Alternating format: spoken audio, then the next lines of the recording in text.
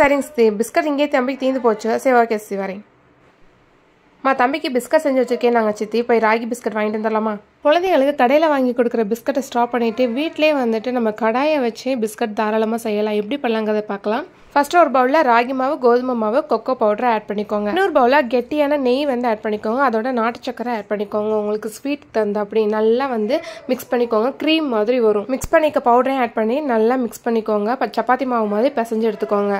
இதிலே nuts powder வேணும்னாலும் add பண்ணிக்கோங்க. இல்லைன்னா கடைசியாக நட்ஸை வந்து சின்ன சின்னதாக கட் பண்ணி ஆட் பண்ணிக்கோங்க. இதை வந்து உருட்டி வச்சுக்கலாம் ஃபஸ்ட்டு.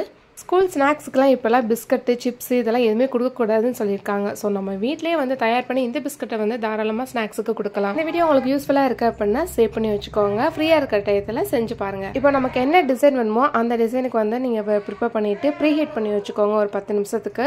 அதுக்கப்புறமேட்டுக்கு வந்து பிஸ்கட் தட்டை வந்து பிளேட்டை போட்டுக்கோங்க. நல்லா க்ளோஸ் பண்ணிடுங்க. ஃபுல்லாகவே வந்து வெயிட்டுக்காக மேலே ஒரு நம்ம தோசை கல் கூட வச்சுருக்கோம். பார்த்தீங்கன்னாவே தெரியும். ஒரு 20 நிமிஷம் கழிச்சு நீங்கள் ஓப்பன் பண்ணி பார்த்தீங்கன்னா ராகி பிஸ்கட் வந்து ரெடி ஆயிடுச்சு.